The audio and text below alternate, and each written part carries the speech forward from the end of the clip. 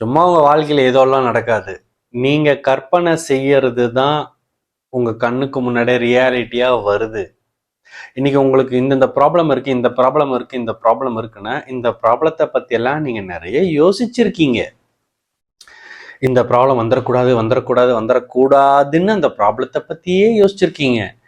இந்த பிரச்சனையிலிருந்து நான் தப்பிக்கணும், இந்த பிரச்சனையிலிருந்து நான் தப்பிக்கணும், தப்பிக்கணும், தப்பிக்கணும், இந்த பிரச்சனை பத்தியே இமேஜின் பண்ணியிருக்கீங்க. நான் ஆசைப்பட்டது கிடைக்காம போயிடுச்சுன்னா என்ன நடக்கும், என்ன நடக்கும், ஐயோ நான் நினைச்சது நடக்கலைன்னா என்ன என்ன என்ன என்ன நீங்க இமேஜினேஷன் பண்ணியிருக்கீங்க.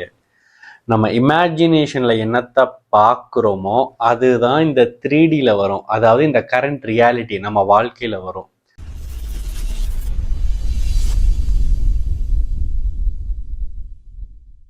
என் லைஃபோட கரண்ட் ரியாலிட்டி எனக்கு பிடிக்கல.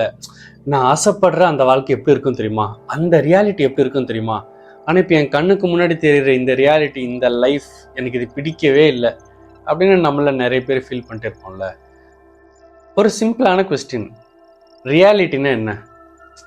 ஸோ பெரும்பாலானவர்கள் என்ன சொல்லுவாங்கன்னா, அதான் கண்ணுக்கு முன்னாடி என்ன தெரியுதோ அதுதான் ரியாலிட்டி, நம்ம கண்ணுக்கு முன்னாடி என்ன நடந்துக்கிட்டு இருக்கு அதுதான் கரண்ட் ரியாலிட்டி அப்படின்னு நம்ம சொல்லுவோம்ல. அங்கே தான் பிரச்சனை ஸ்டார்ட் ஆகுது.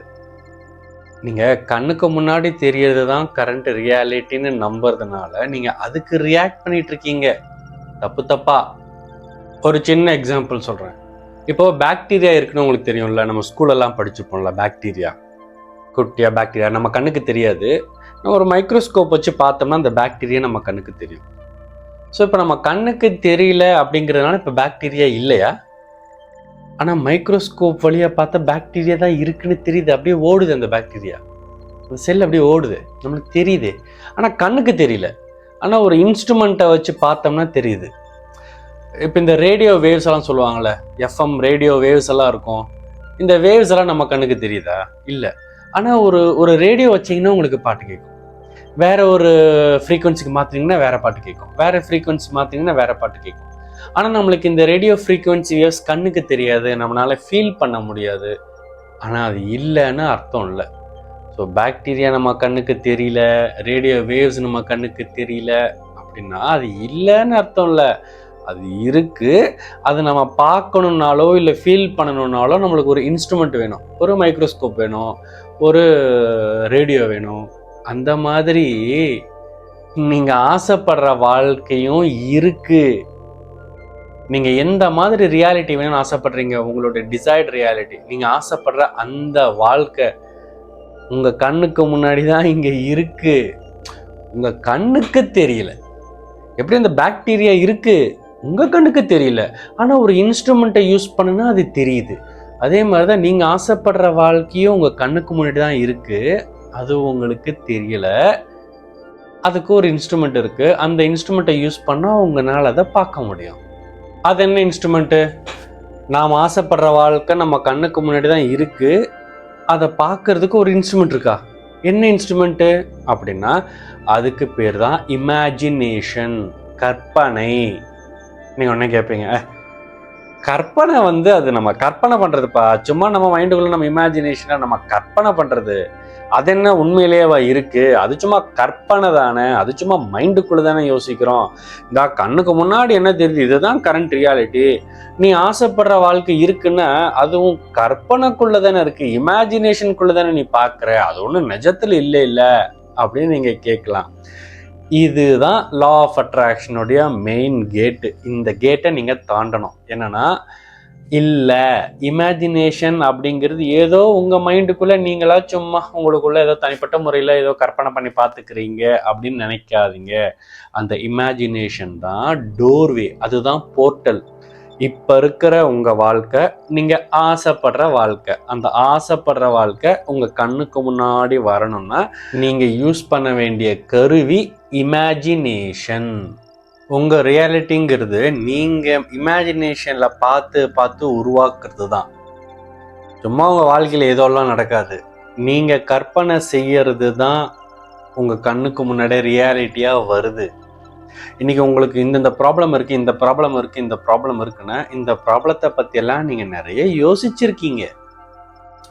இந்த ப்ராப்ளம் வந்துடக்கூடாது, வந்துடக்கூடாது, வந்துடக்கூடாதுன்னு அந்த ப்ராப்ளத்தை பற்றியே யோசிச்சிருக்கீங்க. இந்த பிரச்சனையிலிருந்து நான் தப்பிக்கணும், இந்த பிரச்சனையிலிருந்து நான் தப்பிக்கணும், அந்த பிரச்சனை பற்றியே இமேஜின் பண்ணியிருக்கீங்க. நான் ஆசைப்பட்டது கிடைக்காம போயிடுச்சுன்னா என்ன நடக்கும், ஐயோ நான் நினச்சது நடக்கலைன்னா என்ன நீங்கள் இமேஜினேஷன் பண்ணியிருக்கீங்க.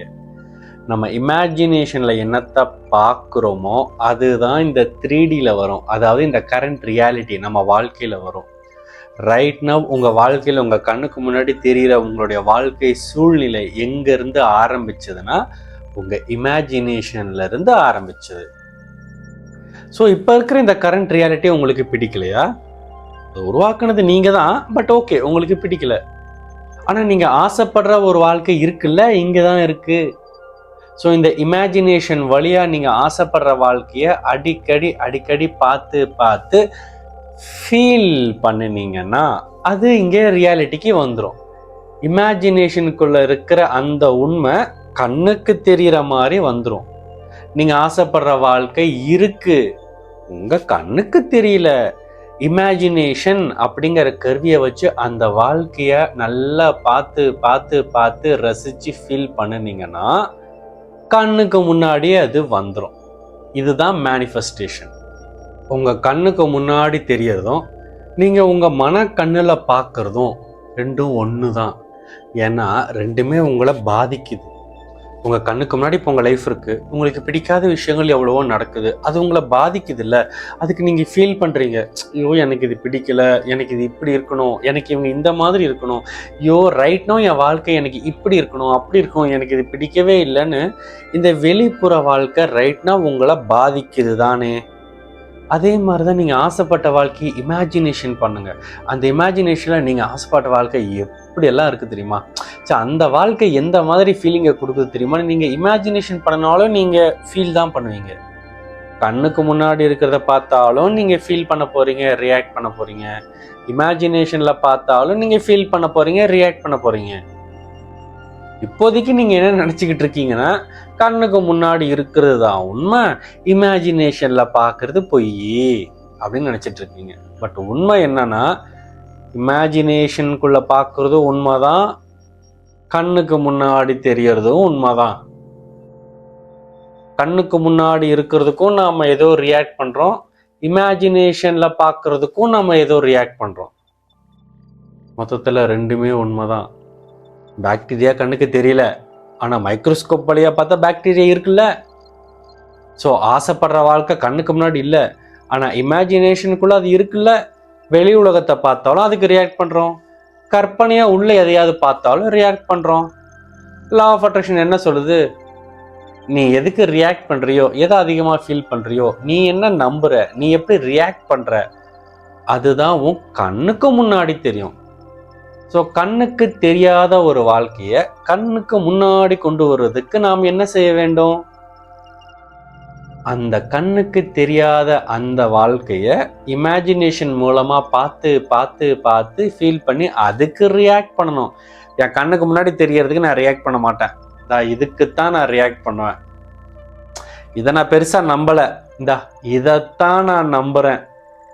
அந்த தெளிவு உங்களுக்கு வந்துருச்சுன்னா நீங்கள் ஆசைப்படுற வாழ்க்கை ஏதோ ரொம்ப தூரத்துலலாம் இல்லை, ஏதோ இங்கே தான் இருக்குது. டக்குன்னு அதை 3Dக்கு கொண்டு வந்துடலாம், இதை டக்குன்னு உங்கள் ரியாலிட்டிக்கு கொண்டு வந்துடலாம். என்னன்னா நீங்கள் கண்ணுக்கு முன்னாடி தெரியறத நம்பாமல் உள்ளுக்குள்ளே இருக்கிறத நம்பணும், அதை ஃபீல் பண்ணணும், அதுக்கு ரியாக்ட் பண்ணணும். நான் என்ன சொல்கிறேன், கண்ணுக்கு முன்னாடி இருக்கிறத பார்த்து அதை நம்பி அதுக்கு ரியாக்ட் பண்ணி வாழ்க்கை எதுவும் மாறல இல்லை, அப்போ எதுக்கு திரும்ப அதையே செஞ்சுட்டு இருக்கணும்? கொஞ்சம் மாற்றி யோசிப்போம். இதுவும் உண்மைதான், இது வெறும் இமேஜினேஷன், வெறும் கற்பனை அப்படின்னு சும்மா தட்டி விட்டுறாதீங்க, அதுவும் உண்மை. ஸோ இதை அதிகமாக ட்ரை பண்ணுங்க, இதை அதிகமாக நம்புங்க. இதை நம்புறீங்க, 10 விசாக்கு பிரயோஜனம் இல்லை.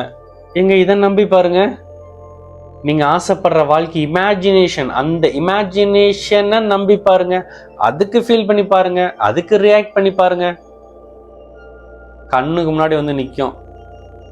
நாம பண்ண வேண்டியது என்னன்னா, எப்பெல்லாம் நம்ம ஆசைப்படுற விஷயம் நம்மளுக்கு ஞாபகத்துக்கு வருதோ உடனே இமேஜினேஷன்ல போயிட்டு அந்த விஷயம் ஆல்ரெடி இருக்கு, நாம் ஆசைப்படுற வாழ்க்கை ஏற்கனவே இருக்கு, அதை நம்பி அதுக்கு ஃபீல் பண்ணணும், அதுக்கு ரியாக்ட் பண்ணணும்.